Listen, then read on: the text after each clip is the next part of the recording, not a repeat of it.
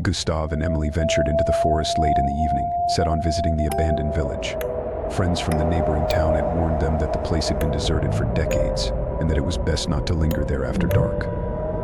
But Gustav was always skeptical, and Emily just craved adventure. Together, they made an unusual pair. His rationality always clashed with her untamed hunger for new experiences. "It's so quiet here," Emily murmured, pausing to listen to the unnatural silence that had gathered around them. "This place has been dead for 20 years, Gustav replied, trying not to show that he, too, felt uneasy. "It's all frozen in time." Emily smirked, but a flicker of concern appeared in her eyes. The forest around them seemed broken, as if something had wounded it long ago, and now it was slowly rotting away. They followed a narrow trail toward the first cluster of dilapidated houses, enveloped in the stifling silence. The air was heavy, cold, and damp, with each of their steps echoing dully. The first house looked lifeless and dark, its sagging walls smeared with black mold and stains from the passing years. Emily grabbed Gustav's hand and with a sly grin, tugged him toward the door. "Are you sure you want to go inside?" Gustav hesitated, glancing at the black windows, which seemed to be watching them. "Oh, come on, Gustav. Isn't this mysterious?" she whispered, her breath warm on his skin, making his heart beat a little faster. The blend of tension and closeness was intoxicating. They opened the door, and something seemed to flicker in the darkness. Inside, the house was hauntingly empty. The battered walls were marked with strange symbols, and every step they took echoed with a sinister whisper. The floors were covered in black spots, as if there had once been a fire, yet the air was cold, thick with the smell of earth and decay. "What are these symbols? What do they mean?" Emily asked, cautiously running her fingers along the wall. "I don't know. Maybe there's some kind of ancient protective symbols, or maybe just village superstitions." Gustav leaned in to inspect them more closely. "Although, something feels wrong. It's like they're alive."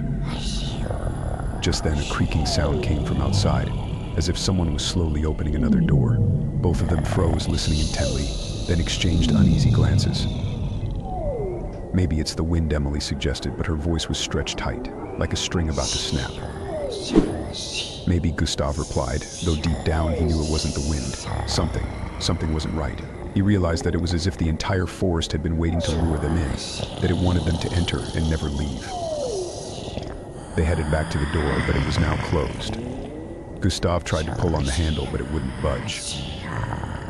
"I left it open," he muttered, feeling his heart hammering in his chest. "This can't be happening." Emily clung to him, their hearts seeming to beat as one.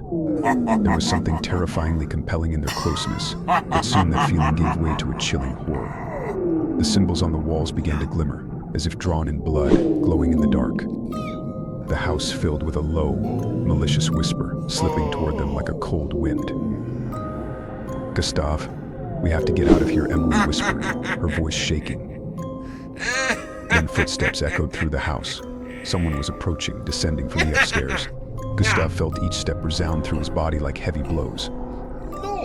"Who's there?" he shouted, though he felt he didn't want to know the answer. Nevertheless, out of the shadows stepped a figure, something vaguely human but not quite. Its face was unnaturally elongated, with a sick, twisted smile frozen in place like a mask. The figure moved closer to them, each step pulling the air out of the room, dragging them into a thick, suffocating emptiness. "You came here. Of your own will." Its voice was deep and hollow, as though emerging from a bottomless pit. "We were just exploring the village," Gustav tried to say, forcing himself to stay calm, though his voice was weak. Emily instinctively grabbed his hand, squeezing it so hard it hurt, while the figure continued to advance, its dead eyes piercing them like frozen needles. "No one leaves the village," it said, and the air around them seemed to freeze, thick and viscous. Suddenly the house came to life. The walls began to shake, the symbols ignited in blinding light, and dark clusters of dust fell from the ceiling. Gustav and Emily didn't wait for what came next. They dashed toward the window, smashed it, and scrambled outside without looking back. Behind them, laughter echoed, a cold, hollow laughter that filled the entire village with its grim resonance. They ran past the dilapidated houses, which now looked as though something in every window was watching them. Shadows flickered everywhere, faces appearing in every broken pane, burning terror into their minds. Their hearts pounded, Their legs carried them forward, but it felt as though the village wouldn't let them leave. Faster! Emily Gustav shouted as a heavy stomping sound echoed behind them, like a mob setting off in pursuit. Finally, they reached the road leading back to town. Glancing back, Gustav saw that the village was gone. Where the houses had stood, there was only a dark clearing, ringed by tall trees. No symbols, no houses.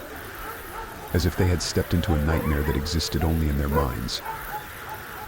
"Gustav, did you see that?" Emily's voice was trembling with horror and despair. Gustav nodded, breathing heavily, too shaken to speak. He knew that he would never return to this forest, as he could feel that the village was still there, lurking in the shadows, hidden, patiently awaiting its next victim.